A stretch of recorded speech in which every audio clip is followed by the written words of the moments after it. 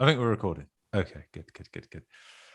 Okay, guys, welcome to episode 2 of Mates, Weights and Mental States. If you didn't catch the first episode / pilot episode, which I don't think anyone did, but basically the idea of this format is for me to get in touch with friends of mine that maybe I haven't spoken to in ages, or those that I do speak to regularly, anyone that wants to talk to me, just to get a conversation started, but really to delve deeper into things that maybe are on our shoulders or we need to get off our chest, just to get mates and blokes talking, because I think it doesn't happen enough, especially as we grow in apart through jobs and lives, and we throw ourselves at work and all these things. And I think I've talked about before that the support system for men, I think in general, is your mates. And if you can't talk to your mates, then who are you going to talk to? And then you generally end up bottling these things up. And that's not good. We know that. So welcome to episode 2. And the topic of this episode is going to be exercise addiction. And the first person that sprung to mind after myself was my mate, Phil. This is Phil Beastall, who I met at school in when was it, Phil? So we were in year 8. So probably 12, 13, age 12, 13. Yeah. You were in my form, Yeah. right? And I didn't know who you were because you came from another school. I came from a separate school. But we became good mates, right? Like we shared most of our classes together for the first 2 years, or all 4 years probably of school, right? I think everything. Yeah, I mean, German. Well, yeah. And then even when in sixth form, I chose my subjects, and if you remember, but because I wasn't with my mates, including you, I ended up changing most of them just so that I could be with my mates. Oh, stop it. No, I forgot about that. Yeah, no, you did switch to do design, right? Yeah. Because I was originally going to do French and other things, but I decided I'd rather just have an easier ride. Très bien. Okay, cool. So how old are you, Phil, if you mind me asking? 34. 34. Okay, so you're same year as me at school, but a little bit younger, right? Yeah. Okay. And generally then, how do you exercise? Keep it fairly like just short, I run, I do weights, or whatever you do exercise wise. Yeah, at the moment it's just predominantly weight training, which I do on a cycle of 4 days on, 1 day off, and then just back to the start. Okay. I think you're not really running at all at the moment. Well, I was going to get to the running later, I think, but Phil is basically an epic runner, or at least definitely used to be, and could still probably rinse me now. But yeah, we'll get into that. So the topic of exercise addiction. So just to give it a bit of a context and why I think this needs to be talked about. So this was brought to my attention probably 10, 15 years ago by my wife, who at university studied psychology. And her dissertation's title was A Young Person's Understanding of Addiction to Exercise. And back then, I was deep in the thick of addiction to exercise. And I was not really aware of it. But she interviewed 10, 20 people about the topic. And it wasn't until she transcribed a few things and I read it a few years later that I was like, yeah, you were bang on addicted to exercise. But her findings, to sum up, were with addictions, you generally have 2 types. You've got habitual addictions, which is like gambling, something that you do ritually, and then you become addicted to that process.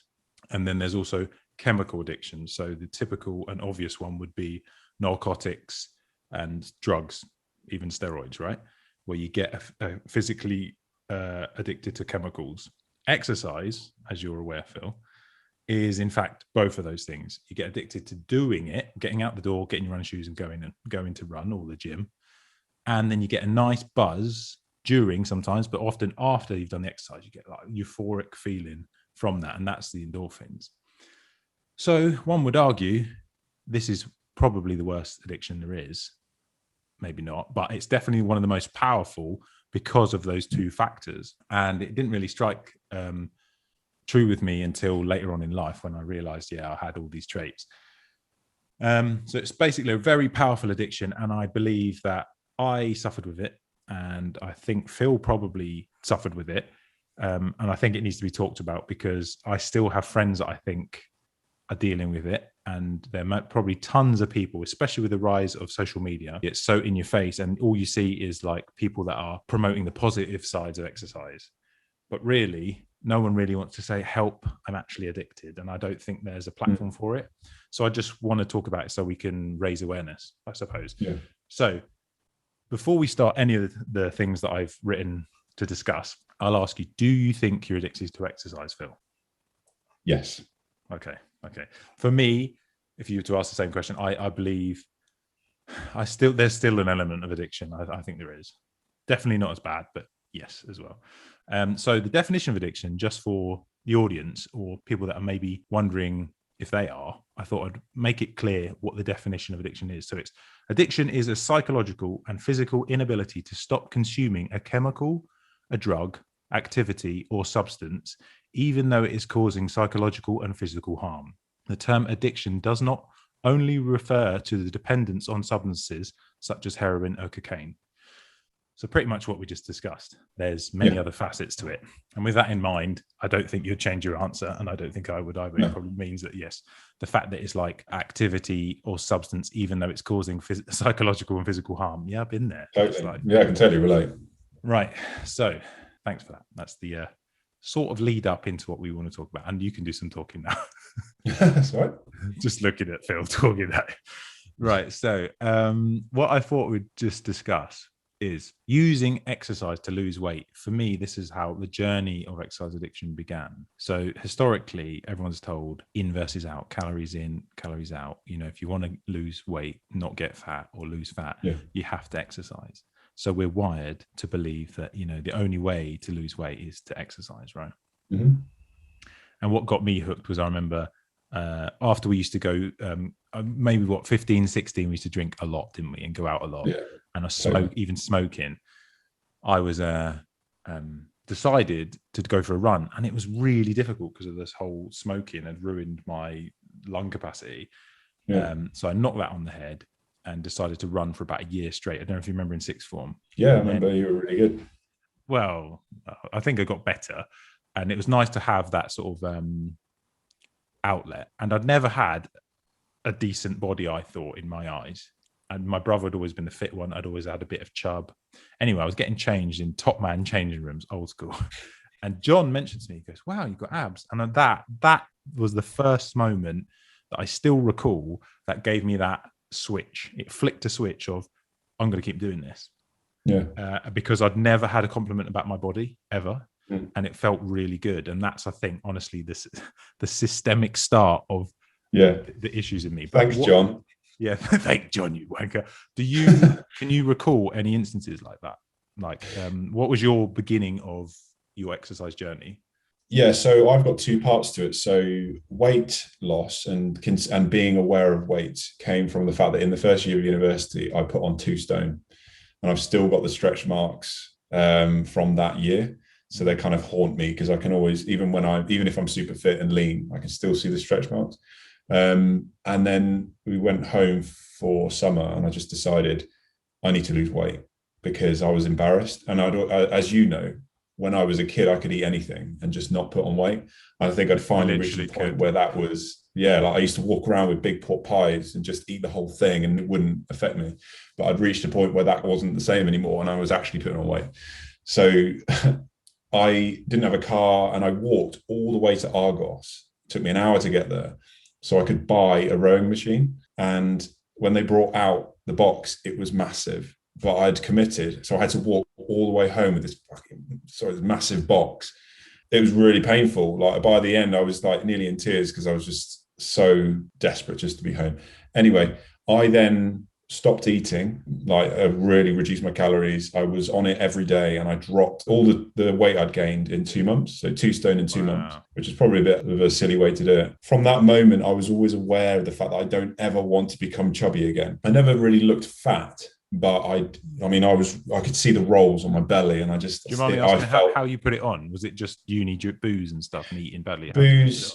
Yeah, booze. And I was with this girl at the time, and whenever I used to walk to her room, it went via a shop, and you'd laugh at the bag of treats that I would buy, like crisps, sausage rolls, sweets, just so much junk. And then we'd just sit there and eat them all night. And so it was just addiction to food at the time. We were just enjoying just sitting there and scoffing our faces and just not caring, plus the booze. Yeah. So I just needed to get rid of it. What sort of weight were you sitting at that point? Do you know? I reached 15 stone, and really for my height, I should probably be more like 13 stone. So 13 and a half. Looking on Instagram, is there any pictures of you? No, but I can certainly dig one out. I look like a different person, completely different person. I was just very blobular and there was just no shape to me. I can always relate to how I felt when I was overweight and not wanting to get to that. So I've got paranoia now as to the moment I see a roll of flab, I start thinking, I'm headed down that path, and I panic, as opposed to seeing rationally, I just need to lose fat. It's really actually quite a simple process. The running side of things came from, so in 2010, my mum, would you believe it, was doing a half marathon. And I was always a good runner as a kid. You were one of those kids in cross country that was always at the front. Yeah, and I did really well, and I got asked to join Milton Keynes, but I was at an age where I started to get bored of exercise.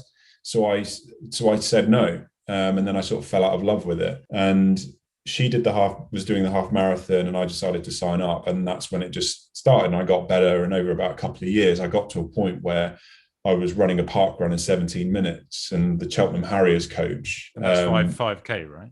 5K, yeah. And that was just off my own back. I was running 3 times a week. So I clearly had some talent. And then my coach got in touch via Facebook and just said, I noticed your park run time. Are you part of a club? And I was a bit against club running at the time, because I quite liked the fact that I was in control and I was doing it my way. And I just didn't want to have to run with others. For whatever reason, I felt that I would lose that control.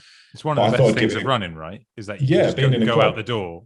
No, yeah. As in, totally. It's free, isn't it? Free, and there's a freedom to it. You just leave. Absolutely. You're on your own. You've got a chance to think, and it's whenever you want to do it. And it's a freebie. But anyway, I gave it a go. And within 6 months, I got my 10K time down to 32 and a half minutes. And 10K. So that was where, that's 6 months. I probably went from 36 down to 32 and a half. And the addiction started for me because I was achieving something. And I, at the time, felt I wasn't achieving what I wanted to achieve in other aspects of my life. So the one thing I was in control of was running. And it was very linear for me and quantifiable, which is, if I train, these are the results, and I will see them quite clearly. And every time I got a PB, that's the drug for me. That is a kind of a mixture of everything, because it's chemical, it's psychological, but it was seeing results is what I became addicted to.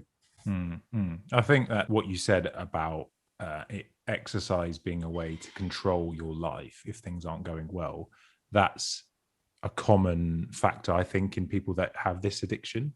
In my own life as well, I think I've used exercise, weight training, whatever, because I do it, I control it. It's the only thing in you feel in your life that you're completely in control of. No one else factors it. If I put the effort in, I'm going to get some results. And I think that's, as you say, that's exactly the habitual side of it, right? Yeah, and if I compare that to my line of work, I felt I was good at my job. It felt frustrating that I was putting as much effort in, but not seeing the results. Whereas with running, I was clearly putting the effort in, and I was getting all the results I deserved, I felt. And I think it's that entitlement that was powering me as well, because I certainly felt like I floated through school because I didn't have to work very hard. However, when I hit adulthood, I think it really hit me hard when I realized I can't float through life anymore.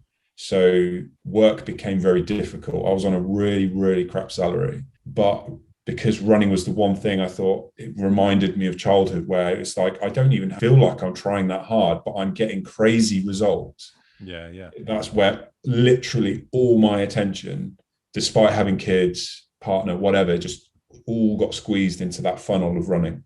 Yeah, that makes sense to me. Because you were succeeding and you were elite level running, let's be honest, and your efforts translated into something like that. Of course, that's going to be in your head your number one thing to do that day, right? It's like, totally focus on that, because no one wants to regress in anything. No, and my whole day was evolving around running, and I scheduled everything around my running. Yeah, literally. What sort of time was this, years wise? How many years ago was this? When I started getting good was probably 7 or 8 years ago. Let's be So honest, the you've always pit, been good, but when you start getting yeah, like countrywide good, right? yeah. When I started to take it really seriously and got to a level where you could argue that I was elite was Mm. 7 or 8 years ago, and I probably sat in that world for about 4 years. And at that point, I'll ask, did you think you had a dependence on exercise? I'm definitely wasn't anywhere near as aware as myself as I am now. Mm-hmm. I was aware of it, but nowhere, yeah, not very much. And any awareness that I had was completely quashed by denial because I didn't want to give it up because I Yeah. was too engrossed and enjoyed it way too much. In the past, when people have told me, when I was definitely overtraining 5-6 days a week, people sort of tell you, you're training too much, give it a rest. You just ignore it because you think you're just jealous, or you don't want to put in as Yeah. much as effort as Yeah, I you would do. say you don't understand. Yeah. And it's because I was running, I used to run twice a day and I used to run 6-7 days a week. And I'd be thinking, you're not in this world. Like you've got to be in it to win it. And you fill yourself with all those excuses. And the irony, of course, is someone outside of your cloud or your bubble can easily see that perhaps the amount of exercise you were doing was putting stresses on other parts of your life, right? Yeah. And it's, Someone outside can see that, and you should think, yeah, nah, you're not in here, you're not in my totally. And bubble. it's not only are they looking out for you, but they're also looking out for themselves because being in a relationship is a two-way street. And when you're addicted to exercise, you become very selfish because you want something for yourself. And then when you're in a place where you feel fatigued, your mental state changes, you start to get grumpy. So your tolerance to that person's negativity makes it even worse. So you push people away because you think they're just stopping me, when actually you find yourself in a very selfish place. The thing that can happen is when extra stress like that, the tension between you and your other half or family or whoever is close to you happens, your reward system is built and wired to go exercise, right? So in hard times, when I didn't need to exercise, I would go exercise because I was stressed and all sorts of things was happening in my life. I still tried really hard to fit in my exercise because I was like worried about losing my gains and stuff, when really I should have just had a rest. But your brain says, no, this is what I like to do, or this is how I reward myself. So you kind of squeeze it in even more. That's I think the something that's hard to explain to someone that hasn't had addiction to exercise or isn't going through it. Because I was an elite runner, there was actually a very good possibility, and I nearly got there. I chose to give up at the wrong time or right time, don't know, but I nearly got to running with England. I was at that level. So I used to see it as a career, not a hobby, which is why I would say to myself, I've got to run today. So it wasn't just enjoyment, it was because it was a job. And I can't just decide, you know what, I don't fancy it today. I'd have to do it. And I think because I've got that mentality of, well, if I want to succeed, I've got to do it. And I've always been brought up with those morals. And I like that about myself, which is I'm a hard worker, but it's being able to see that it isn't a job. And there has to be that difference because it's not earning any money. It's not benefiting anyone except yourself. And so if you can't separate that, then it becomes quite damaging. That must have been really hard to be at that level where, it was almost like a golden carrot dangling. If you pushed a little bit harder, you could maybe reach your passion dream. It was my escape from reality. The reality I hated at the time. And I'm happy to admit I was in a super dark place and really felt that I just didn't want to exist anymore. But the one thing that kept me going was that maybe I'll just be this awesome runner and I'll be this ambassador for fitness and mental health. Would you believe I was this fighter for men's mental health when I was suffering that bad? Would literally feel the worst ever, and I've never felt that bad before, and yet I was deluded and feeling that I'm this person that people can look up to. I mean, I think I can tell that you feel better and you're in a better place now, so hopefully you are. Just me asking you, are you all right? Yeah, because, and without going into the detail, I picked out all the factors in my life that were causing me all that strain. And it wasn't just exercise, there was lots of things going on. But I'm now in a place where, someone once described it to me as a stress bucket, and you've got only certain... bring that up. Yeah, you've only got a certain volume of stress that you can tolerate. And I had 5 buckets worth. I assumed that's how life should be. So I over time have gradually removed all those things. So although I do admit that I'm addicted to exercise, it's in a safer place because I've got more room for it in my stress bucket. So if I have a day where I'm feeling a bit crap, I know that it's short-lived because it's not going to take over my world. Whereas before, the smallest of catalysts would ignite everything, and everything around me was just then put under the spotlight, and I would hate everything about myself because of that one catalyst. And that's where the irrationality really took over.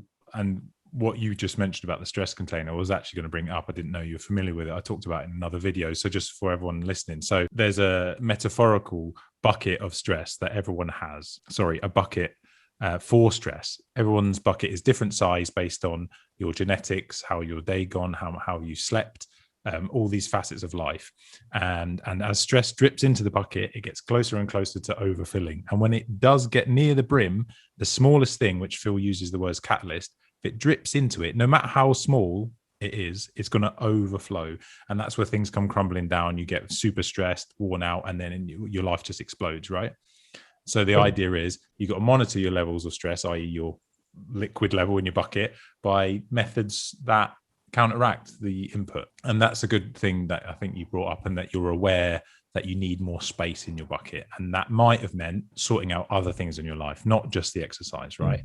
But adding that in always topped it up. That's how I was as well. When I was at my most stressed, I still tried to exercise regularly. When you're aware of it, you can sort out the things that are causing the level of the bucket to rise, and you have more space and room to breathe, right? That's very good. Thanks for that. So I've just got like a hit list of things that I was going to go through just to keep sort of the conversation going. And I think we're at a natural point where we should move on to something else, right? Yeah. Okay. So actually, I'll backpedal a tiny bit to something that you did say. You alluded to the fact that there is exercise addiction. Again, isn't really a known addiction. It's unknown because it's surrounded by this positive vibe that exercise is good and it's the cure for everything. Exercise. I think some days I really could have done with someone really shaking me to say, look, you're doing too much, or actually it's really not helping you. Whereas because it's seen as good, everyone's like, oh, well, you're well fit, good on you, mate. With these weird leading comments.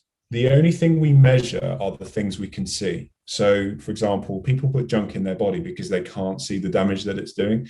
People can't see inside their brain and see what effects their lifestyles are having on their mental health. So it's impossible to measure it. But the only things that we can see are physical attributes. So ripped abs, times on a chart that say I ran a fast 10K, but then also actions, so which can stem off the back of exercise, which is falling out with your partner over something stupid because you're in a bad mood that day because you've clearly overtrained. These are the only things I think you can really measure. And so it's very hard to delve into what's really going on under the surface. And the only person that can do that is yourself. Mm-hmm. And that really comes from, years of learning about yourself, which equates to wisdom, but also being brutally honest and seeing that I can quite clearly see that I am doing this and therefore that's happening. And I think it takes years, and you have to go through that horrible phase to finally be able to see that, unfortunately, for yourself and for others. I think with any addiction, I think I'm right in saying that, the first step is admitting that you've got an addiction, right? And it's the same with exercise. People that in my life that I can see maybe have dealt with this or still dealing with this, they kind of need to do it with themselves. I can't give them enough advice to say, I think you're addicted, you need to dial it back, because it has to be from yourself. As you say, you have to dig deep and have that epiphany moment, or it could often be a sad crumbling down of everything that you've got, And for me, that was a bit of a mental breakdown. And it sounds like for you had a similar situation in your life where you had to reassess lots of things because it was unbearable, right? Totally. And it's a shame that it has to happen like that. But I think that everyone has their snapping point, and when you snap, that's when you have to reassess, right? Yeah, and I think the way that I can appreciate those moments because it has made me much stronger, and I'm kind of ironically glad that it's happened because it's given me a lot more perspective, and it means not only am I better for myself, but I'm better for my wife. And we're very similar, and we can communicate about these things, and we have that understanding of who we are, and that just really means that we just coexist really effortlessly. That's awesome. And it's really good that you can see your past experiences as a positive. I think that's good. Yeah. So, yeah, it's awesome. And that's not a lie as well. That's what I used to lie to myself all the time. I used to lie to the world around me on Instagram, but I don't feel that I'm lying to myself anymore. And I think that's really humbling inside, is that I'm being honest. And that's why I enjoy doing things like this so much, because I'm able to say things and believe it and know I'm not going to switch off after this and go, that's not who I am. I don't know why I said that. And that's probably why I speak at length and passionately, and probably this could easily overrun, because I really believe in it. No, and it's the same thought process for me. I do these videos, even, I don't have a following like you do, but I do these type of videos to almost diarize my thoughts now, because I'm comfortable with it, and getting it out there it's a cathartic process. It's exactly how human society should be, is that you've got people of wisdom teaching those who don't necessarily have that wisdom now. And that's just how we function. We've got the elders teaching the youngsters. And I think there's a lot of self-entitlement at the moment, where people are only really concerned about their own needs and not thinking about others. But we do have a part to play in society, which is that if we've learned something, we owe it to our neighbors around the world to offer that back so that it can help them. And I feel that we've lost this vibe of community. So people on Instagram bragging about their day, it feels like they're sort of saying, hey, I'm here to help you out a little bit. And I think they know that. This is very broad, and a lot of people do it because I have a lot of followers, so I better do something good for them. But there was so much selfishness in that. I enjoyed the status, but if it can come back to teaching and helping others, then I think we should be doing that, especially as we grow older. Mate, this is exactly why I'm doing these types of podcasts, because I felt, without getting too deep, I think the purpose of a human is to impart knowledge, whether that be you raise children, you teach, you impart wisdom through speeches or books. That is why we're here, and that's what makes us different to any other being, right? So, as you say, if there's a platform that can be used for that, then let's use it. But the social media platforms have morphed into perhaps something else. But I don't think there's a reason to get rid of it. There's so many people that like, let's ban social media, let's turn off our phones, let's get rid of it. No, why not use it for good? Less self-promotion, more assistance and help, right? And that's what I want to do. And take away the things that fuel the sides that are negative. So, for example, they toyed with the idea, which will never happen, is taking off the ability to see how many likes a post has got, because it's not about popularity. Then it's about content, and I think that would be a really interesting study.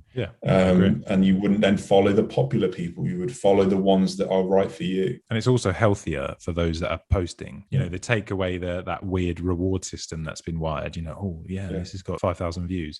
I think that's not healthy, is it? It's nice to know we're liked, even if it's fake likes. We don't really think like that, do we? We think, well, someone's watched that. That means they like it. Not necessarily, right? But it won't. But the thing is, it won't change, because they didn't set up social media sites with that agenda. There has to be some sort of payout eventually, because it's just the way that we work. Money comes first, and so the more people that are on it, the greater the value. WhatsApp, what was it, sold for 20 billion or something crazy because it just had a number of users, and I just think that's value. There's a lot of value there, so I don't think it'll ever change. Yeah, it's unfortunate, but we can do what we can, right? You've got a blog, which we can plug later, and you've got a really positive Instagram channel now. We can only do what we can, and we chip away at it. And again, a bit of a side, it's like veganism.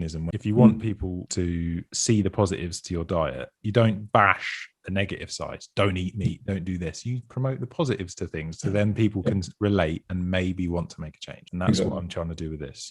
So what I was going to say related to this topic is calorie management. And I think this overwhelmed me, and it's definitely led me down the route of further into exercise addiction, and even further, which we're going to discuss, like eating disorders. I think the first way of calorie management that I did before, I think, even smartphones, I used to write down my food, like food diary, and weigh it and try and work out the calories that way. And also there was like taboos, and there's always been taboos, isn't there? No fats, no carbs. And for me, I just thought fats made me fat, because what I started to do was run and reduce the fat in my diet, and I started to lose weight. So I figured it was all the fat. So honestly, I used to eat so little fat, it was very unhealthy. Do you remember I used to just eat bread and apples at school in sixth form? Yeah, and cereal. And and then like a can of tuna occasionally. It was mad. Like how I literally neglect whole food groups like a fat is just mad. Not having any understanding of what fats can do to help you absorb vitamins, all these things like that. I just would exclude them because I thought fats are bad. Did you do that in the past? Have you used, what's your experience of calorie management? We'll touch on tech and stuff like that in a minute. So when I was back at university, I decided I wanted to lose weight, and I had, for some reason, this 500 calorie per meal max in my head. No meal was allowed to go over 500 calories. So I was eating, like, as a student, like tins of these chili con carne, but it was good because it was like 450 calories. If I needed to fill myself up, I was drinking fizzy, like sugar-free fizzy drinks, and like a whole cucumber, like just munching it down because I knew that there was no calories in there. You'd cut it up, right? No, just eat like a cucumber. Yeah, yeah, it's inserted like a duck. That's when I was tracking it the most. But when I got down to the weight that I was happy with, I stopped caring about it. Then it happened again when I was a runner. There was this guy who I used to train with, funnily enough, as a doctor. I was a little bit quicker than him at the time, but we did this race and he lost a lot of body fat and he was really skinny and he beat me in the race. And I was really annoyed because I should have beaten him. And he said to me, I think you could afford to lose half a stone of fat. Let's not forget, I'm 6'3". I was already 11 stone and I needed to get myself down to 10.5 stone. So I went on a crash diet. I cut out a lot of calories. I was monitoring it using tech products, and I wanted to wake up every single morning having lost weight. And I did. I got down to 10.5 stone, but I cut out so much carbohydrate that I did this 5K track race and I was doing really well, second place. And then I got to lap 7 of 12.5 and I just crashed because I'd clearly depleted all my glycogen stores. I was just gone. And it was like I'd hit the wall in a marathon and I just was dead. And I finished the race I was about 6th or 7th. I really dropped back. But when I finished, I just collapsed on the ground and I couldn't get my breath back. My heart was racing so much and it just wouldn't come down for about 10 minutes. And I was just lying there, just dead. But because of that, I then went home and I just ate 3 bowls of the cereal with sugar. And then the next morning... What cereal was it? It was Frosties. And then I woke up the next morning and felt like I'd been born again. I had clearly put all the energy back into my body. And then I did a long run and it was like oxygen again. Yeah, it felt positive. The sun was out and I just had a really good run. And I swore to myself, that's it. Don't even think about calories. And I did. I switched off. And then 8 months later, I was half a stone heavier again, but the quickest I'd ever been. Now I am tracking calories. I'm either trying to gain weight from bulking, but right now I'm trying to cut. So I'm on a healthy cutting diet and I'm trying to lose just a pound a week. So I'm doing it for the right reasons. If I don't keep a track of it, I'm either going to lose weight too quick, which I don't want to do, or I'm not going to bother. So it goes against it. So again, it's in a healthier place.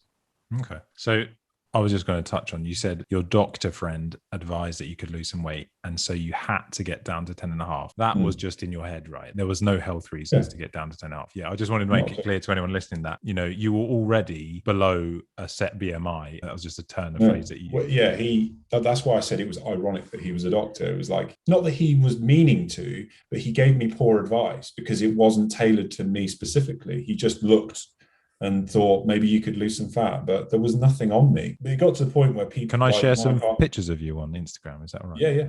My partner at the time said that people were starting to comment on how skinny I'd become. And I beat it off and just said, yeah, but the thing is I have to be that weight. Is there any particular ones that you when you were at your lowest? Because I remember, Phil, this at you at uni, by the way, on the left. Yeah, that's me at 15 stone on the left. And you're definitely not fat there. You're like, I would say all these photos are, you can see there's some bulk there because it's slightly later on in my journey, but so it's before this.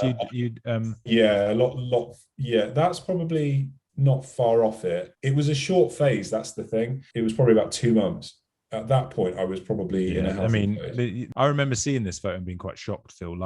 We lost touch a little bit. And I think we discussed at the beginning of the video. It's because, you get wrapped up in exercise in your life and you don't reach out to your mates. You kind of make less time for your friends, don't you? Because you're just driven by this thing. And I was kind of only really in touch with you on social media. And I remember seeing this photo or other similar. I'm thinking, wow, that doesn't look healthy. And I believe you were obviously super quick. But I remember seeing this and thinking, mate, that's almost too far. I mean, for Well, some the thing people it's is, not, but well, that's the thing. It's hard to know because at that point I was in a healthy place with my calories, but I was super duper thin. I wasn't really doing any weight training. I was just running and running and running, but I wasn't tracking calories at that point. The thing is, that's where you don't know almost. You look at these athletes running the Olympics. That was probably 2 months after I decided to stop caring about calories. So I was probably on the way back up. That was the best race I've ever run, actually. so let's be honest, you need to actually not hold huge amounts of weights to run very fast anyway. So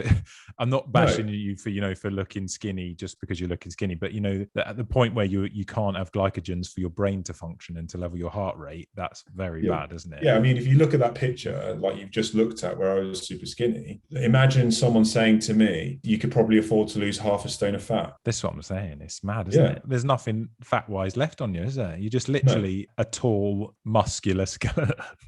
Like, it's not a good look. But I was so passionate about my running that I thought, well, that's just what I got to do. Well, thanks for letting me share these.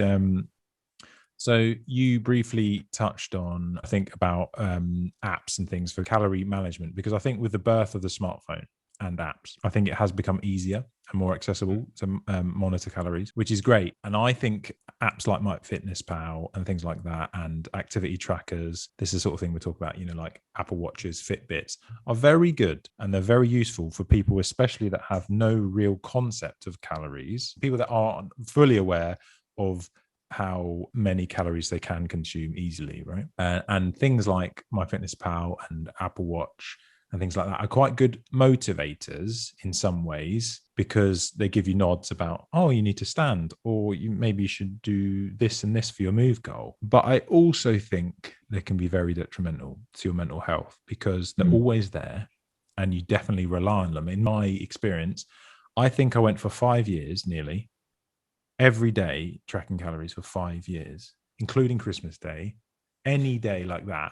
And it got to the point where I had linked all of my tech, like my Apple Watch, to my app on the phone that tracked my cycles, and then my bike rides. And then when I would come back from the cycle, it would minus the calories I just cycled off of my available calories to eat. So I basically could eat more. So I was like, yeah, winning here, because that's a little extra food I could eat. But it became so overwhelming because I would not put anything in my mouth that I had not weighed or tracked. Like, I wouldn't accept food off anyone, like even a drink, because I'd be like, oh, I don't know how many mils I've drunk or what is in it, or like food of someone. I remember like at Christmas, my mum offered me a sandwich and she made a group platter of sandwiches for people and she put butter in it. I was like, no, I'm not having that, because I don't know how much butter you've put in it. People would bring food into work and I would go, yeah, I'll have one, and be like, beep, scan the box. If there's a box, if there was no box, I wouldn't have it, because there's no way I can guess that. I am still there at the moment, I must admit. I don't know, it's hard to know whether because I do that consciously because I'm trying to lose weight, but when I was bulking I was less worried about it. But I'll say is, I think it's great, and I think you're very knowledgeable about your body, and you'd be surprised, I think, if you, like, I stopped it because it was just I deleted all the apps off my phone, like my emails, my MyFitnessPal, all these things, because it was becoming too overwhelming, just to clear out the clutter. I realized I just started eating when I'm hungry, and I've talked about a video of the eat when you're hungry diet. So the 2 rules are: you eat when you're hungry and don't eat when you're not hungry. And I know you're trying to gain weight, or in a cut you would be cutting, but you just generally say, okay, have a little bit less than I normally would. That's all I do. And the one thing which is quite good when you're at a set level of body fat like ourselves, I kind of use my abs as a guide. I'll just look in the mirror every other every other day, or like when you catch yourself and you think, after maybe 6 to 8 weeks of just bulking or eating more consciously, you go, okay, I'm getting a bit fluffy, I need to maybe stop eating as much. And it's the ands. Like after dinner, I'd have a bowl of cereal, just drop that, and it works. That's where I'm trying to get, because I can't see my abs at the moment because I was bulking too quickly, and I just want to get myself down to a level where I can see them, so I can use that as my metric. I personally think that's very healthy, and we've got mates that are still fastidiously using MyFitnessPal, and it totally becomes you, because you can't eat normally. I couldn't go to a restaurant with Sean if I knew that there wasn't anything on the menu that I could track, or things like that. and you start controlling your life. To not let yourself eat a restaurant because you can't put it into the app, it's madness. And now on reflection, I see it as like, well, how different it is. I'm not going to insult you and say it's madness, but even though I just did, but like, it's different to the traditional way we'd eat. You choose what you want to eat, and then you make assessments of, is that healthy? Does it have a balanced meal? Let's say, has it got greens with it, whole grains, whatever? That's sort of what I do. And I go, okay, I'll choose that. And if I want something unhealthy, I'll have it, but not as regularly. Yeah, I suppose the only argument against it being a bad thing is that we live in a society where food has gone out of control. Like, it's the food that we have on offer is so outrageous, we can literally pick anything. And whereas by being less aware, it's easier to indulge, I think. But it's just challenging because we're so constantly surrounded by this, eat that, eat this, eat that. And there's just so much choice. I know what you're saying. I mean, there's definitely positives to these things, and monitoring your weight and your fat so you're not overweight, which has been proven to increase risk of diabetes and heart disease and things. But I would argue that surely it's more important to make sure you're getting the micronutrients, your vitamins, minerals, and this sort of thing, than it is to be 6% body fat or 10% body fat. I've seen some very positive apps that I've not used, but seen available. The versions of MyFitnessPal that don't track macros, that is carbs, fats, proteins, they track vitamins, minerals, water intake, which I think is a great idea. So with the food you're putting in, then the value is that it should be nutrient dense, because those foods, I believe, truly are self-limiting. If you're eating unprocessed foods, or as least processed as you can, because there's a lot of foods that are processed, then they're self-limiting and they're healthy, self-regulating, and they have all kinds of nutrient-dense vitamins and minerals. And then you can't go wrong with that. And let's think, well, when you're like 80, Phil, will you probably still want to have abs? Probably not. But you probably still want to have cognitive brain function, good digestive system, healthy bones, all these things like that. And those sort of are the things that come with a healthy diet that is full of the right stuff. Yeah. And healthy at the moment normally just means not eating too much. And that's all it is. Whereas you're right, it's like putting the wrong fuel in a car. Everything you put in your mouth has a side effect, and you want to maximize the positive side effects, limit the. You didn't just fart, did you? I thought I had a fart noise. No. I thought I just slid it in and ignored it. No. It's just, unless it came out, I didn't realize, but which could be the case. But yeah, it's maximizing the side effects and having as many positive side effects and the least amount of negatives. And I guess the only negative side effect when you're eating healthily could be weight gain because you're eating too much. But that's it. You can then control that back. Whereas you're right, if you're eating the right amount of calories or less, but everything you put in your mouth is terrible, there are so many negative side effects to that, which are going to affect you now and your future. You can be in a calorie deficit and eat utter shit.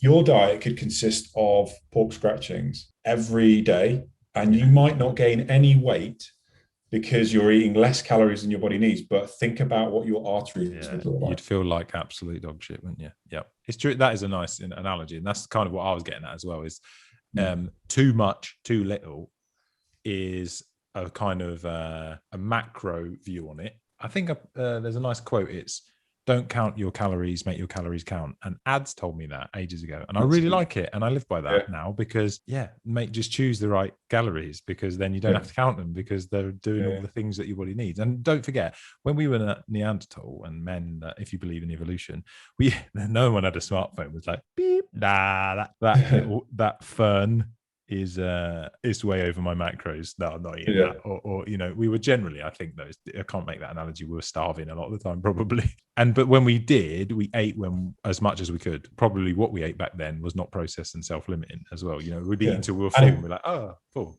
It was also like someone told me about this before, which I thought was quite interesting, is they did a diet which limited the amount of food that didn't belong in our country. Because if you think about where we're based, we wouldn't have been eating tomatoes and Mediterranean vegetables and fruit because they wouldn't be here. So literally, we can have anything from around the world. So we've got this really unusual broad diet, which is probably why there's a lot of intolerances, because we're not really supposed to be eating all those things. I had heard that, actually. That's a good point, because like if you look at the genealogy of your lineage, it might be a nice insight to see, okay, I'm Anglo-Saxon plus a bit of Viking or something, or Mediterranean, and then you could pinpoint where your ancestors had eaten and what they would eat to survive. I might look into that just as a, increase my knowledge of food from that, right? Totally. So we talked about the use of tech, and I think briefly both of us will agree that it has its good points and its bad points, right? I think because the topic of this podcast is addiction, I would say that it did actually feed my addiction. I don't know what your thought is. Just before we briefly move on to the next topic, would you say that it is addictive, the use of apps and things? Yeah, totally. And the reliance on a third party is what makes it that way, I think, as opposed to just wanting to do something for yourself, as opposed to wanting to look at at the end of the day and see that you've not gone over your calorie allowance. You're living by rules that have been set by something else, as opposed to making your own rules. No, that's a very good point. I say that to some of my mates that still use them. They're like, well, I don't want to undereat, I don't want to overeat. And I said, but the thing is, that rule that tells you should burn this amount of calories per day based on your height and weight, and someone else has told you that. Because we go to bed every night, we have this day structure in our world where we achieve something in a day. Whereas actually, if somebody said measure it over 2 weeks, which is much more a reliable way, so you peak and trough on your calories, but know that your average over 2 weeks is what you're measuring, that's when it becomes healthy. You wait to see where you are in 2-3 weeks or wherever it was on a bulk. If you can see, oh, my abs are starting to fade, well, then you just make amends and that's it.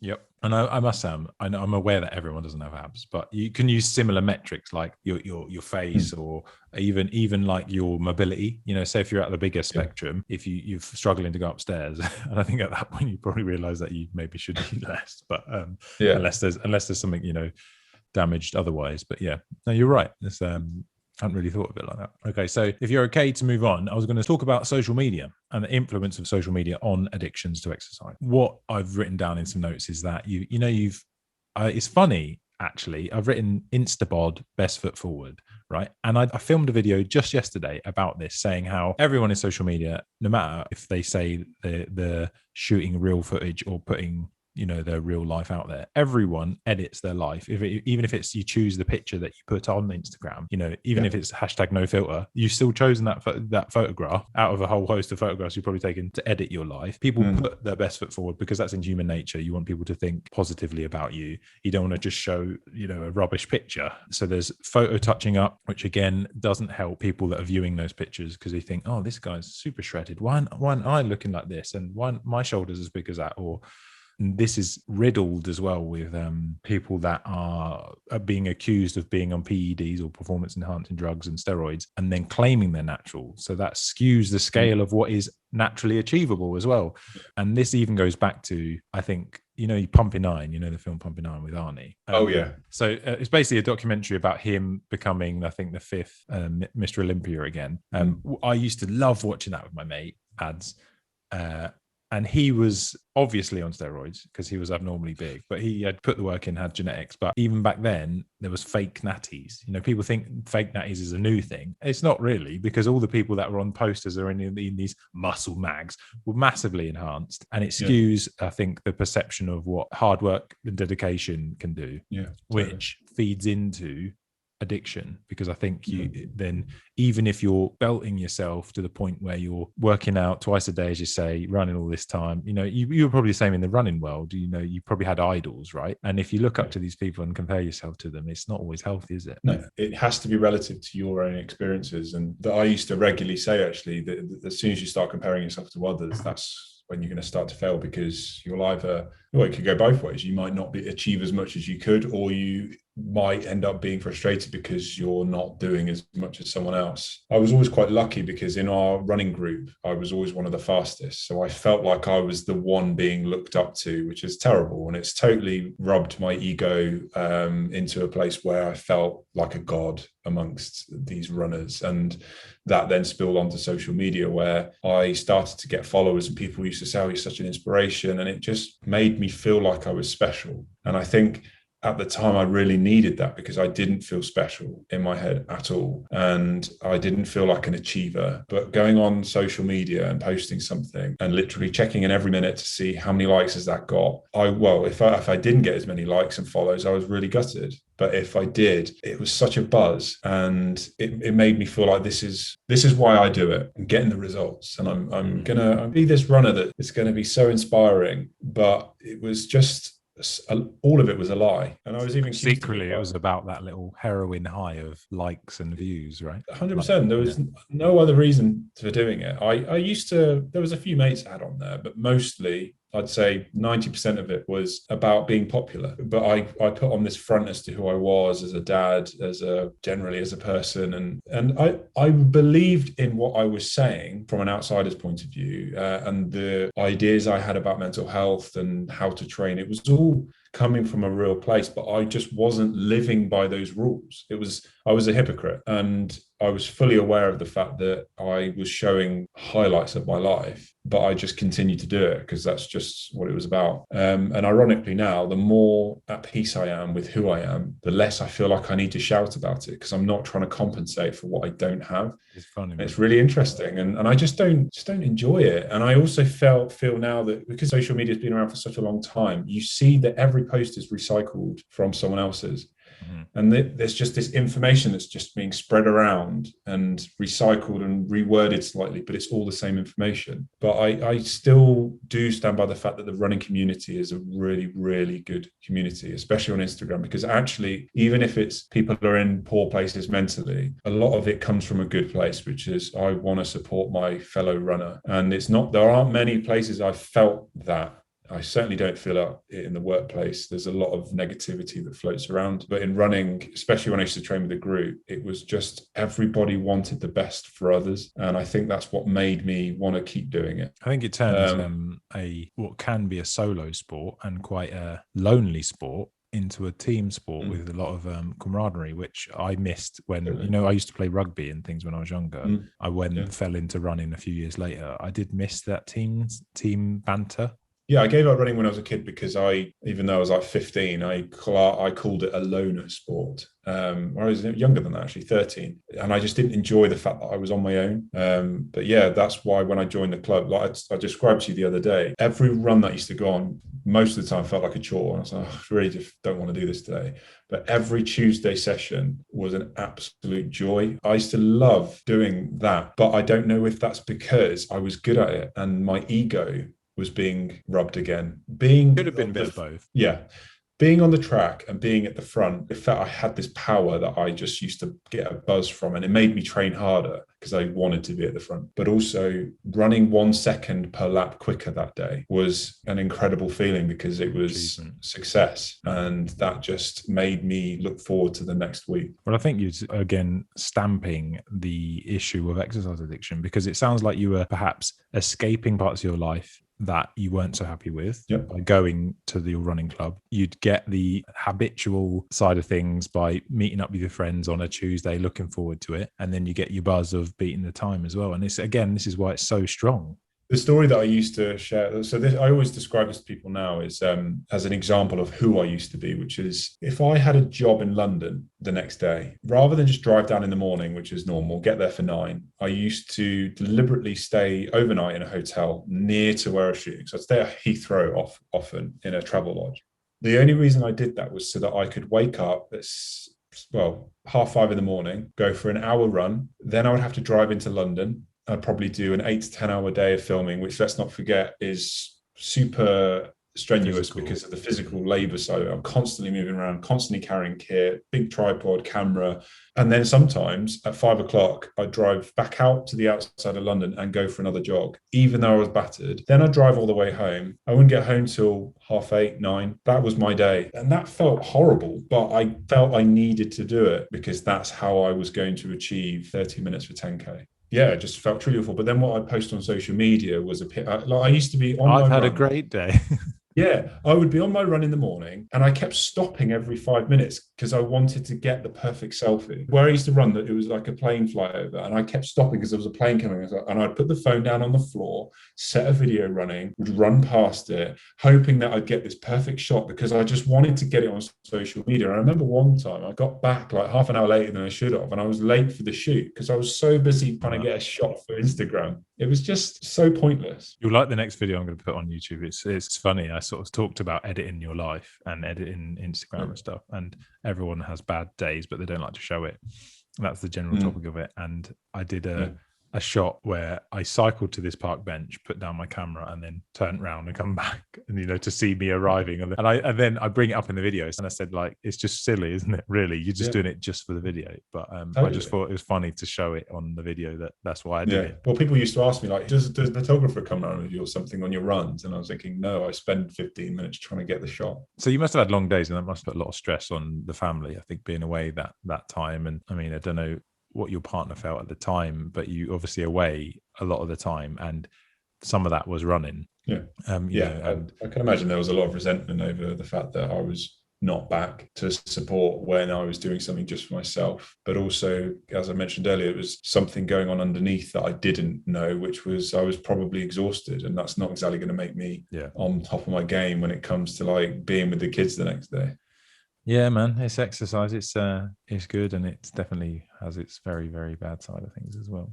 What else did I say on this? Oh, okay, so I've brought up and put in the same pigeonhole as social media is YouTube, and I said I think it can be positive and motivational. Like in the past, I've stuck on a YouTube video and it's really changed my mood about how I felt that day. Like it's sort of a montage of training. Be like, it really inspired me to go out and run or go lift weights or do something. And I think that's a good side of it, because it's free, it's available to everyone, and it shows that there's other people working out hard. And it can, I don't know what it is that flicks that switch in your head, but you can really be like, I want to lift weights as well, man. That's what it does for me anyway. And I've also learned a lot of things and techniques from YouTube, which just little things, just like how to fix a garage door or it taught me loads about editing. You're obviously a professional. I'm not. And I hadn't done it since A-levels. But to learn iMovie again, which you'll probably laugh, is very simple. But to little things, I've learned so much just from YouTube about the process, even like how to make channel art, how to use Photoshop, all these other things like that. I think YouTube's great. But I think it can also add more to this guilt factor. When you subscribe to someone's channel and you see them having a great day, like sort of what you were talking about on Instagram, your day's been great. And then they vlog and all they do is lift and their day's just perfect. It can sort of play havoc with your brain. Like, oh, my life's not like that. I really wish it was. I wish I could, get up late and just lift weights. And, Well, the thing is, these YouTubers are probably earning millions from advertising. And we forget that. Yeah. And that is their job. And it's not always spelled out, is it? Again, that's why I try to put my real self on YouTube, because I'm a working dad, And you might find naturally, maybe your following will be less because you're not showy and you're not trying to be someone you're not. But your audience will be a much better saturated bunch of subscribers who really actually care. If you can do it like you're doing, which is you're just doing it naturally from the heart, and if people like it or whatever, it doesn't matter. Well, then it's authentic, then, isn't it? It's exactly. I'm not under any false pretenses that this will get me far on YouTube. There's two things why I do it. It's selfish because it's cathartic, because it helps me voice my feelings. But also, if it helps other people, they can relate to it and get them out of a dark hole, or they might want to strike up a conversation with the GP, therapist, or family member, whatever, then awesome. It's a win-win. And even if I stay at 51 subscribers, whatever I've got, it's fine by me, because even if of those 50, it touches someone, then exactly. I think that's great, So I'm really not that bothered, honestly. And I enjoy the editing process, which I can see why you do it for a job. It's like there's certain things I like. Once I sit back and finish the video and press play, it's like, it's like a little photo album for me. It's like, it's a cool little bit of work. Or a painting. When you do a painting, you sit back and admire it. It's the same thing. So At the end of this list of the YouTube stuff, I've put there's lots of unnatural physiques on YouTube, and I've put editing is very clever and can make life seem way more glamorous than it actually is. So it can be harmful to your motivation, which we've already touched on, I think, with your putting your tripod down, filming yourself running.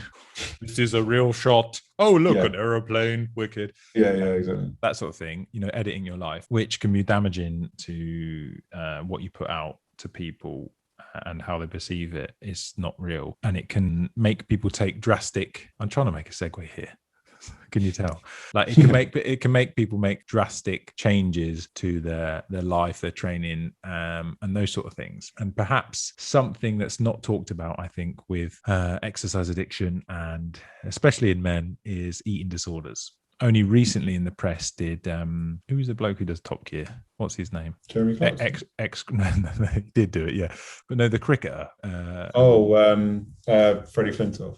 Freddie did a documentary about bulimia, right, and him suffering from bulimia. And that was the first I'd heard about, men talking about bulimia. And I think in the past, I was so restrictive of cutting out full food groups, like fat completely out of my, the diet, the bread and apples thing, not accepting food from anyone, that I'd already teetered the line of eating disorders and anorexia by, not eating specific whole food groups and restricting the food I'd eaten. And it wasn't until I talked to Rennie, who was on the first podcast, about this, and we got deeper into the conversation, that I remember when I was very restrictive of the types of food I'd eat, your body then craves certain things because you're not getting the vitamins or minerals you need. And then so you have periods of binging. You really want to binge. So I'd eat like dinner and then have like multiple bowls of cereal, or like I'd eat way more quantities than a normal human would eat, just because I hadn't let my not my guard down, but I hadn't like given into my urges enough. Like this little bit of chocolate or whatever, I hadn't just gone, I have that. You restrict that so much that eventually the floodgates open. You just go, fucking hell, I'm going to eat everything, and you binge. Yeah.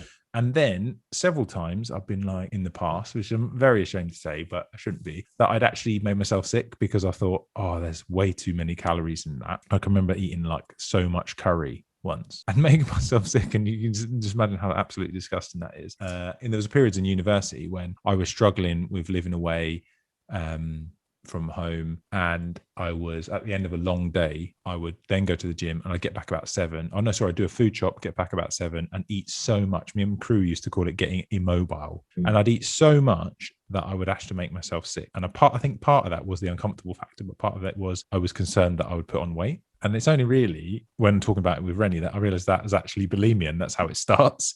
Totally. And it's really weird because I don't think many men talk about that, but I'm certain that there are lots of men suffering with bulimia, unfortunately. Yeah, there's been many times where I've wanted to be sick, not for a long time, but I've thought, I wish I could just get rid of that out of my stomach because I've gone too far.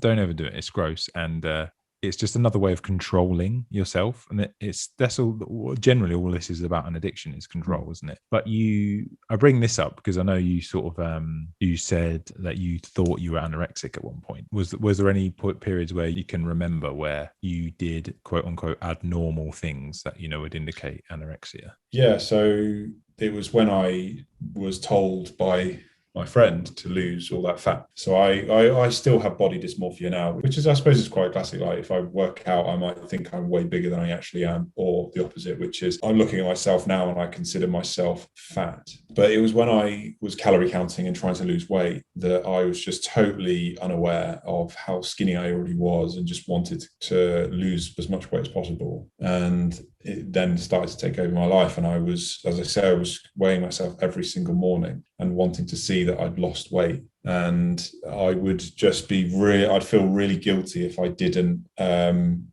lose weight. And so I would then be even stricter on myself the next day. And I was just starving all the time. I think about all the tiny muscles that I already had. Think about how much they were just being cut away, which was totally not going to help my running. So, but yeah, that was probably the darkest I've been when it comes to having an eating disorder. But I think the issue I've had is that my 20s were a very stressful time in my life, and running accentuates IBS symptoms. And I think I do have IBS. It's just not anywhere near as bad now. So if you mix IBS, stress, running. Like, I used to describe myself as someone that if it could affect me, it would affect me. So any time I had spicy food, I'd have the worst stomach in the world. If I ever ate gluten, it'd be incredibly bloated and feel gassy and horrible and all those different things. So I created this world where I felt like I couldn't eat anything unless it was a low FODMAP diet or less. Can you explain for the viewers what FODMAP is? Yeah, there's a lot of food that sort of sits in your stomach and is slow digesting, but it creates a lot of gas and ferments. And there are certain food types that do that quite a lot more than others. And so by stripping that out, you then reduce all the symptoms that come with IBS, like bloating, gas, and any indigestion and things like that. But I was finding even certain foods that were considered low FODMAP were still affecting me. So I was just eating bare bones, and it was just awful and not enjoyable at all. But I felt I had to do it. Bones aren't nice, are they? No. It was just the same meals every single day. But I felt really good because I was not having any symptoms. I was failing to see that it was probably caused by so many other things. And like now, I'm much more relaxed about food. I'm in a better place mentally. So all the negative mental issues are not making me feel worse, because obviously, as people probably know, like your mind and your body are so connected. I'd have one bad day, I remember back then, and I would I'm going to be constipated for the next week. And that would literally happen. I'd have a day where, if I'll be honest, I wanted to kill myself. I would know that for the rest of that week, I'm going to be constipated because it would just shut me down. That's clearly what was causing the problem, not the food itself. Yeah, I had a real probably a 5-year period where I hated food, if that sounds strange. Yeah, but I didn't want to eat. I hated myself. I hated my body for always having problems. Like, why am I so gassy today? Why can't I just go to the loo like everybody else? And that adds more stress, right? When you start worrying. Yeah, and it was a cycle, totally a cycle. And it just, whereas now I can eat cheese. It's great. And I don't have any side effects. Like, who would have thought that? It's proof, right? The power of the mind. And you're mirroring exactly the things that I found when I was at my most stressed. I had severe acid reflux. I was physically sick occasionally, and I would have diarrhea on and off, heart palpitations. I thought I'd had food poisoning, and I actually went to the doctor, and I got signed off work for 2 weeks because they said it was likely to be this bug that I got from a what do we call it, a takeaway. But it was proven that it wasn't present. And then at that point, I'd realised, I think it was just the same time I went to see the doctor again, that it was stress. I had no idea how powerful it could be. And I'm wagering that, all the things you were telling me is that it's a major tied up with stress and, your IBS and all these other flare-ups. If you think as stress there's so many facets to it, and your body only treats it with one chemical, like cortisol and stuff. And if you're already high with stress, and then you're prone to some slights of gastrointestinal like disturbances, it's just going to flare up everything. And over-exercising, like it exasperated it probably like tenfold.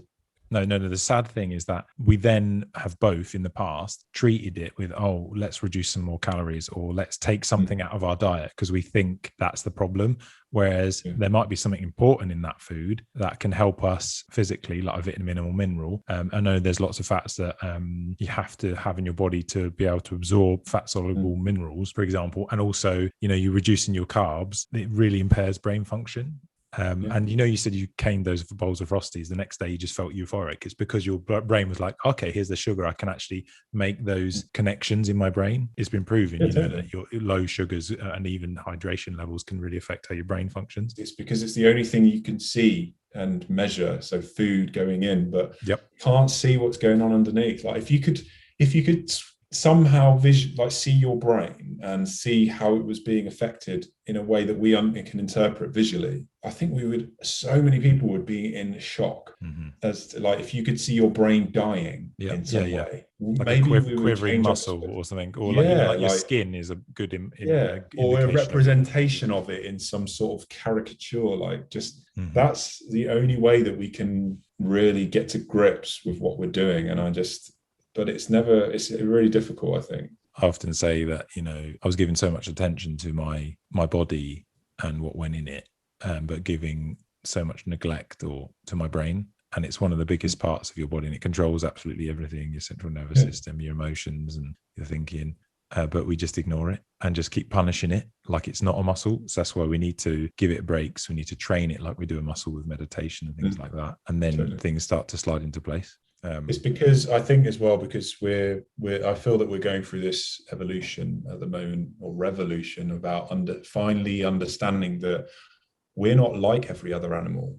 Although biologically we are, we're the only animal really, as far as we know, that has this advanced emotional understanding of ourselves and the world around us. And that's why we thrived, is because I've read this book about our ability to create communities and visualize things as nouns. So like it allows us to blossom as a community, but we're only now really starting to understand that we should take that seriously, just as I guess for a long time we've taken our health very seriously, physical health, but we've completely ignored this powerful brain, which is the main reason why we're here. It's not because we're strong, and it's not because we're good hunters. Like that. And it's not because we are good hunters, but it's not because of our physical ability to be good hunters. It's because of our brain capacity, and it is the key to everything. I just think it's going to take a long time to get there, but I look forward to seeing in 30, 40 years how much more we know and understand about ourselves on a mental side thing. And I think eventually I'd like to think that would be the first thing that we would put in line versus our physical needs. It will be with us until we die. Like our bodies physically change drastically from birth to death, and our brains, they develop and change. But it's generally, I think in our adult life, it's probably, it's there, isn't it? Yeah, well, and it's the only organ that can't replace itself. Like we are technically a different person to who we were 10 years ago, because all our cells have changed, but our brain doesn't change. It just dies. And we want to extend the life of our brain as long as possible. That's what it's about, right? Longevity in life. Yeah. But you touched on briefly, you used the word body dysmorphia, or commonly known as body dysmorphic disorder, or BDD, which I think is really prevalent now. And it's basically sort of a bit like anorexia, right? As I understand, maybe you can enlighten me. It's where I think you look into the mirror, or you have a perception of yourself that perhaps is not true. You think you need to lose weight, and you physically maybe can't lose any more weight, or you look in the mirror and you think that you need to be more muscular, and you're already an absolute unit. Yeah, it's your mind playing tricks on you a little bit, right? What is your understanding of body dysmorphia? It's not seeing a true reflection when you look at yourself in the mirror. So when I was a lot thinner, I didn't really think about my body, but I did think I was a lot bigger than I was. And so I didn't see what everybody else saw, which is a super skinny, underfed guy. I just thought I was lean and athletic, and that was part and parcel of being an elite runner. People were picking up on it. But in my head, well, when I looked at myself, I just thought I looked fine. But now that I'm weight training, it's the opposite. I look at myself and see someone really thin and skinny. I also see an inch of body fat and think it's massive, and that I'm super overweight and need to cut. And there's that risk of, you want to cut quickly as well. You've just got these drastic thoughts in your mind of like, I look horrible and I don't like what I'm seeing, and I feel like I want to just get rid of it as quickly as possible. But that's kind of counterintuitive. If you end up cutting too quickly, you lose all your muscle mass, and I'll end up just being smaller anyway. But I look back on a picture of myself recently, and that's when I realized how thin I was. I guess you just get used to how you look. Yeah. But I never feel satisfied looking in the mirror, ever. I always want more, like gains or less body fat. I never look at myself and just think I'm okay with that, or at least I'm on the right path. It's never a positive experience. Well, that's sad to hear, I think, and especially because both when you were lighter and now you've got an impressive physique. And I'm not just saying that, but like I look at you now, and you're very tall build, you're a good looking guy, and you've got a lot of muscle as well. You're not happy with your physique, but again, that's within your head. And I think partly because of social media presses all these obscenely shredded guys that basically take those photographs when they're dehydrated, starved, and they've been on crash diets, to lose the weight for the photo shoot. I mean, I've been sub 10% body fat, but it's ridiculously restrictive to live like that. I'm much happier now sitting probably, I don't even know, somewhere around 15. Just so you're aware, it has lots of hormonal benefits as well, having a higher percentage of body fat. So if you're concerned, you can't see your abs, remind yourself perhaps that core stability is important over body fat. So as long as you've got that core to support your spine and your abdominals during things like deadlifts and squats, which I know you do, that's important. And also carrying body fat, it helps increase testosterone levels in your body. So I tell myself that as well. It's actually healthier, specifically for hormonal levels. In the first video, Adam brought it up that a sign of overtraining, for example, is basically if you're not ready to go in the morning, you're not getting hard on, then your levels of cortisol are too high, or your body fat's so low that your testosterone is low, which can obviously impede hormonal health in regards to sex life and training. So sitting at a comfortable level, a bit more body fat, I think it's easier to gain muscle as well. So you shouldn't be shredded trying to gain muscle. Actually being in a surplus, as we know, is what we need to gain muscle, but it also helps in terms of the hormonal effects on your body and muscle stimulation. So that's what I tell myself. You can be a bit fluffy because there's lots of benefits to it. And if you want to get cut, I think you were in a similar body type to me as well. I don't know, is this right? I find it easier to lose weight rather than gain muscle. Are you the same? 100%. I think you're slightly more towards that sort of medium build. So you've got the shoulders and a bit more chest, whereas I'm very narrow. So shoulders are particularly hard to grow, and my chest is impossible. It's really hard to get a chest. At the moment, I am cutting, but it's because I just want to have at least an inkling of abs, which I don't think I've ever had before unless I've been super skinny. And once I get to that point, that's when I'm going to be like, okay, cool, I'll start again with bulking, but I'll do it cleaner this time because I just got overexcited, wanted to build as much as possible, as quickly as possible, and just probably ate way too many calories. I think according to the scales, I'm 15.5%, 16% body fat. But when you say you think you're 15, I know that you can quite clearly see your abs more than mine. So maybe I'm just higher. I don't know. I just want to be at a point where I can actually see the benefits of what I'm doing, I think. And just so that I feel happy about progress and not consider myself porky, which I know I'm not, but I'm trying to work with my own flaws, if that makes sense. I understand how my brain works, and I know that I need to be a certain size, but equally I'm not obsessive like I used to be. Well, I don't think you need to be a certain size. I'll just add that, but I know what you mean. It's nice to have a goal. It's the whole purpose of bodybuilding, right? You have this ideal sculpture in your head of your physique. You want to add a bit more clay here, as Arnie said, a bit more clay here, chisel a bit more off these abs here. That's the idea in your head. And generally, no one's really happy with their physique because we strive for perfection, which we know doesn't exist, but you can always keep progressing. I used to definitely think like that as well. I was like, I'm going to get bigger, I'm going to get more lean.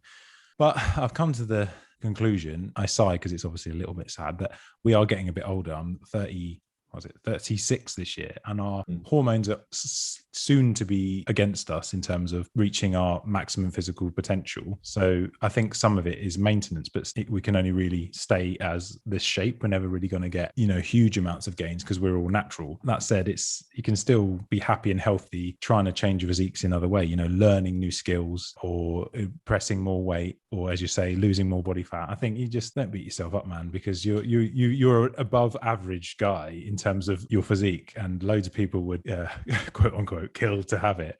You have to slap yourself sometimes, don't you? That say that we're always in a better position than someone else. Don't beat yourself up too much. You're your worst critic, I think. Yeah, and it's funny because I even was speaking to a friend about this the other day. Is that when you're walking down the street, how often do you really notice other people? You don't. But in your head, you're so paranoid about what people are thinking about you. Even though I know that, I'm still aware of how I look. Where do you think that stems from? Do you think that just stems from what we've just talked about? Like perhaps the insecurities in the way we've looked in the past and things like that. Yeah, I think for whatever reason, I've never been truly satisfied with how I look, even going back to a really young age. And I always felt like I was slightly behind the times, like fashion. You probably remember this. I was obsessed with my hair. And but it just never, well. But it just never did, and still doesn't now do what I want it to do. I think I'm just... unfortunately sometimes see the world in a negative place, and my issues with that go all the way back to early sort of school and that time. I'm probably part of that, or part of the responsible for well, it's all your fault. It's because this is why I came on, because I finally wanted to out you to say that it's all your fault. you're a wanker. Yes, when we're at school, I think I touched on this before talking to the guys that we showed affection as friends by teasing each other. I think, you know, we would never go, "You look nice today, mate." It'd always be like, "Your hoodie's shit." Yeah. or like, you know, like we just rip on something because. Well, can you remember when if someone had new shoes, can you remember what we used to do? If they had kickers, we would kick them. Yeah. If they had bootlegs, you would get booted in the leg. Things like that, right? But what my point is, you sort of accepted it in your group of friends. Because if someone else did that, that would be obviously bullying and you'd probably go tell the teacher or something. But you sort of accept it in your mates because it was almost a sign of affection, right? But we as individuals within that group didn't know how far or how personal and to heart that person took it. Yeah. So, you know, it was hard to gauge. And as you teenagers, you just throw it all out there as well. So I think some of it cut deep to all of us in our friendship group. And that gives you mental issues as well. I still recall certain things that my brother said or some things I heard at school about my appearance. And it did play on me for years, but kids are fucking harsh, man. And it's a sad fact. But as long as you can tell yourself that your true friends are there for you, regardless of what you look like, what you smell like, or what you dress like, it doesn't fucking matter, really. Well, this is why I think we're talking more because I said to you in a message and that I feel like we've finally grown up, and all the complications that come with being a male growing up, wanting to fit in, wanting to be the most popular and best looking is behind us now. And we can just sort of sit back and reflect on what happened. I remember when we were at school, it was brutal. I don't know if you can remember this, but the girls wrote a list in order, which they all got together on, of who was the best looking. And I don't think I was even in the top 10. And I remember that hurt my feelings. I had a thick skin, but that hurt my feelings because I wanted to be popular and I wanted to be considered good looking. And I think that I've chased that for a long time. Even like now, you sometimes think, have I still got it? Like you sort of wonder. But it's nice to feel good about your appearance, right? Like improving your appearance through exercise, you know, self-grooming and fashion and stuff is one way to do it. But I think looks they're not timeless and they will fade with age. So we have to be comfortable in our own skin and what we know and what we learn, right? And just to stroke your ego a little bit, Phil. Some of our friends are losing their hair. So just remind yourself that you've got your hair. Right? Yeah. And you're very tall. And also my wife used to fancy you. So I didn't know that. So yeah, don't worry about that. And she probably still thinks you're a good looking guy. And you know, if that helps. Still got it. Yeah. So I think those things do cut deep that friends put out there, not meaning any harm. You touched on something, which was that even when you're holding a lot of muscle, you think you're thin, which I believe, if I'm right in saying, is called bigorexia, which is a new term for, you know, I think I touched on ultra units or people with a good, decent physique. You know, they've put a lot of work in clearly. And if you asked someone off the street, are they in good shape? They would say yes. But this person still thinks they don't have a good physique. It's hard to explain bigorexia, but yeah, these people think that they're small when they're not. And I just get used to what you look like, don't you? That's the thing. You can't. It's only until you compare. I can give you a real life example now of how I do feel I've improved. So since I started cutting nearly 2 weeks ago, I started to take a photo every day because I wanted to create a time lapse. And so I decided not to do it anymore because I just thought you can't be a daily thing. Just stop thinking about it.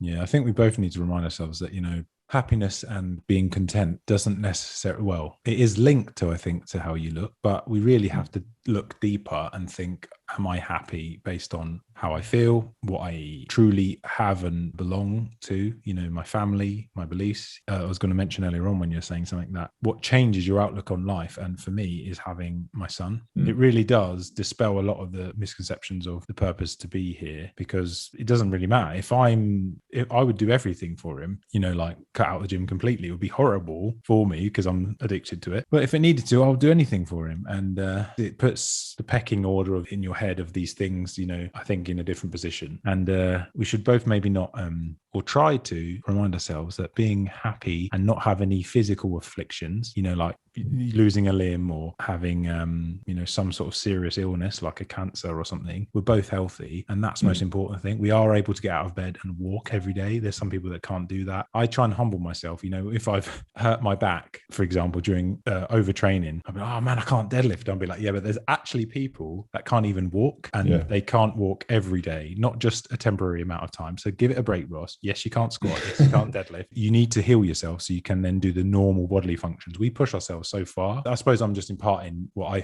I go through, this mental turmoil in my head sometimes about exercise addiction and how I can curb my own anxieties, and maybe just give you something you can borrow. It's important to have those moments where you feel crap, but it's being able to then step back and objectively view it like you've just done, which is to say, well, imagine if I broke my spine. That should allow you to reevaluate your feelings, but it doesn't stop you from having the initial feeling, which is really normal and important. It's just if it takes over your life, that's when it becomes irrational. And that was the definition right at the beginning of what we said was, I'll read it again. Definition of addiction is a psychological and physical inability to stop consuming a chemical, drug, activity, or substance, even though it is causing psychological and physical harm. The term addiction does not only refer to dependence on substances such as heroin or cocaine. And I think after we've both talked about what we've talked about, that we both have been addicted or even still are, because I certainly have in the past exercised regardless of my psychological and physical health, be it through pushing through pain, when I'm injured, like I just said, through like a deadlift and stuff. We all want to train because I might lose shoulder gains, even though I've got really bad shoulder pain. I've got to do some shoulder press. At one point, I remember Ads, who was on the first podcast, he mentioned it, that when I was younger, I was training with bigger guys, lifted bigger weights and probably questionably on steroids and stuff. My shoulder was so bad that I would pop pills before I train, like anti-inflammatories, and ice it, then train and then do more pills afterwards. Really? Just because I in my head, I thought that was still going to help me. And it's ludicrous to think that that's a healthy way to do stuff. When I first started running, I twisted my Achilles tendon, like when I started to get really good, which is a common area for runners to get an injury. And my coach had to quit his career as a middle distance athlete because he had chronic Achilles tendonitis. And so I got paranoid that was going to ruin my career. So I took time out. But as I got better at running, I realized that was a niggle that had to be, you could still run through. Yeah. But that's the challenges as a runner, because you're running so often. It's knowing what's a niggle and what's an injury and when should I stop. But quite often I found that I could run through those. I had plantar fasciitis and it lasted for 2 months, but I got through it. And I think it's because I was doing strength training as well. So eccentric heel drops, which is like the savior for all injuries or tendon problems below the ankle. That will sort it, most of them. But it gives you confidence to be able to go out and push through some niggles, but it also gives you arrogance, and because you think, well, this is just another niggle, and then it becomes an injury, and then you realize, shit, I'm gonna have to take time out now. Whereas I feel that with weight training, I wonder whether there's much bigger alarming injuries that should say stop lifting. This is when I knew I was doing too much, because I was always towing the line of, I think I'm going to get an injury. I could feel that my knee was getting sore and my hip always used to flare up. And if that ever happened, I knew that I was doing too much and just had to cut back a little bit. It's hard though, isn't it, when you're that, like you were elite or you're that dedicated. Ads and I touched on it on the last one. Well, it might have been Crew actually. Like it takes maturity, I think, in your training experience to know when you need to dial it back. And there's so much out there in this way of life and social media, go hard or go home, push it to the limit. You can only reach your goals if you're smashing through your pain barriers and stuff. But really, Crew hit the nail on the head, is that knowing when to dial it back and soften yourself. It takes a lot of courage and self-control to say, I think I need a day off. Oh, I think I need another day off. Oh, I think I need another day off.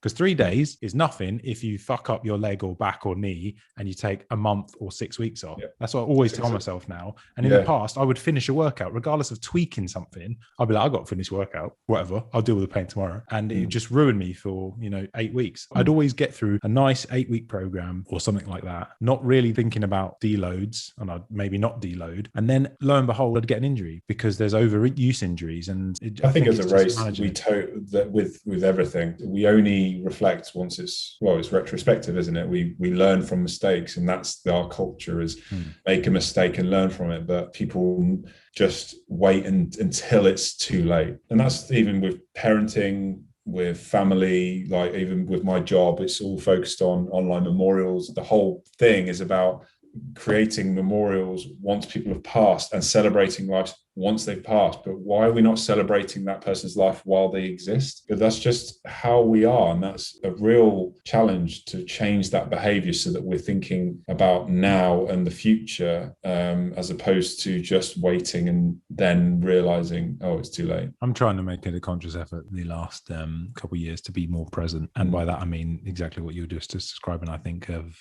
being happy with what I've got in terms of belongings, relationships, physique, and all these things, rather than striving always for the next thing. I think a lot of people are guilty for it. You know, I think I need a bigger house, I need a bigger car, I need to have bigger traps, whatever. And then I again tried to tell myself, you've achieved a lot, you know, there's probably someone that's in a worse position than you, just enjoy it for a little while. And there's some stigma around not wanting to progress. I know one of our friends particularly, he's always like, I've got a plan to do X, Y, and Z, this is my goal, 10-year goal. Hang on a minute, what about in 10 years time you get very ill? Can't you just accept that you've achieved a lot now? I'm all for making goals, but again, why don't we just enjoy life a little bit, right? And also, which is why I say is, can you picture who you were 10 years ago?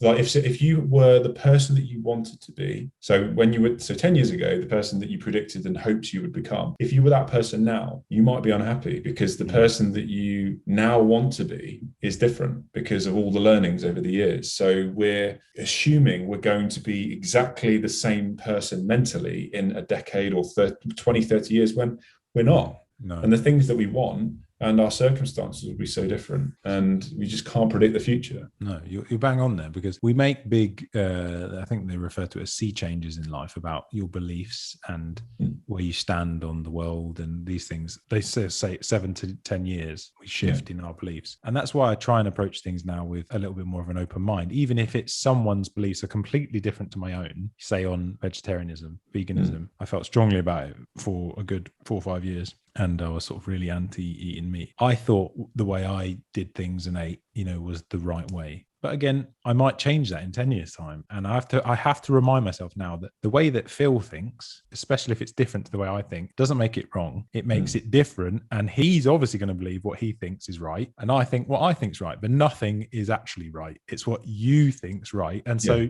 everyone else is entitled to their opinion, right? Totally. If it's not factual, then it's subjective. And it would be no different than me saying the music that you like is wrong. Mm-hmm. Yeah, exactly. It's like, well, it's not, because my lifestyle is totally different to yours. But and also I think it was from Mark Manson's book, which if you haven't read, it's amazing. The Subtle Art of Not Giving a Fuck. Oh yeah, I have heard of the title of the book actually. Yeah, it's really worth a read. And it basically, one of his eye-opening moments was realizing that in all situations he might be wrong. And that doesn't necessarily mean you have to put your boundaries down. It just means that you need to be open to the fact that you could be wrong, which allows you to listen more and understand. And I took that with me of all the things in the book, which is really, really worth reading. Or the audio book is what I listened to, and it's really well narrated. That was probably the best takeaway for me. Who wants to use their eyes?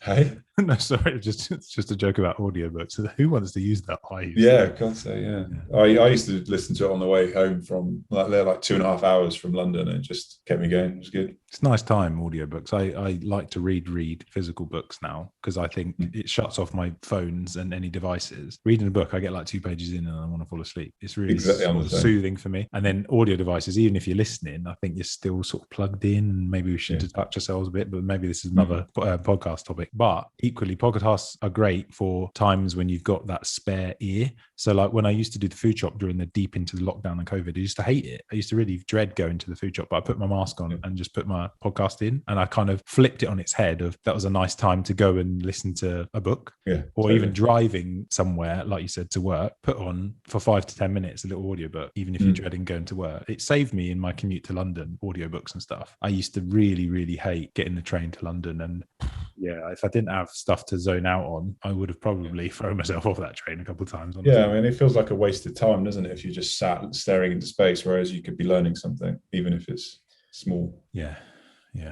Well, that's everything that I wanted to talk about. Is there anything else you'd like to bring up in the same vein of addiction to exercise? I don't know. I think I've waffled on quite enough. So you haven't waffled at all. If anyone's done the waffling, it's myself. But it's been really good to hear your opinions on this. And I know you did have a lot of experience with what we would say is exercise addiction. I just hope in some way that whatever way this comes together, that I can take something away. Maybe you can take something away. And anyone that listens might relate and can sort of be like, oh, okay, this is a real thing. I probably am a little bit addicted. Yeah. But like we said, everyone needs to make their mistakes and have their experiences. But guys, if you're feeling like this or relate to any of the things Phil and I have been through in the last, how long we've been training and exercising? 20 years probably now? Oh, yeah. I mean, I was a cross-country runner from year 4, so age 9 and onwards. So yeah, like 25 years. So I think we've built up some experience that we hopefully can impart and give you our cutting edge thoughts on. But just have maybe contemplate, guys, if you're listening and think, oh, I'm addicted to exercise, then reflect on it and listen to your body. That's everything that I always say, Phil, in all of my videos, is you have to truly try and listen to your body. If you're fighting against thoughts, there's often normally a signal there that I maybe shouldn't be doing this, but you kind of give it a nudge. Often, don't we? You go, shut up, I still want to train, or shut up, I still want to eat that. No, you've got to really listen deep down to yourself and assess whether how you're feeling and change perhaps your way you're exercising that day. I used to always think a rest day was just wasted, but now I'll try and stretch or do something more productive in my day, rather than sorry, that's an unusual way of explaining it. What I mean is, so if I really physically need to rest and you think, oh no, that's not going to help my training regime, how about you get some stuff done in that day, like life stuff, life admin, that will help free up time for another day later on in the week where you can train. I've even started to think like that these days, like shuffle things around. But that's it. Any final thoughts, Phil? Not really, no. It's been good. It's been long. Okay, guys. That's it for this episode of Mates, Weights and Mental States. Thanks to Phil Beastle for spending what is probably a good couple of hours with me today to talk about exercise addiction. Remember, it's just advice, guys. But if you found any of it useful or you think you can relate, maybe give the video a like or share it on. I'll appreciate that. But if you didn't, come back next time. You might find something of use to you. But for now, stay happy and healthy. Thanks very much. See you later, guys.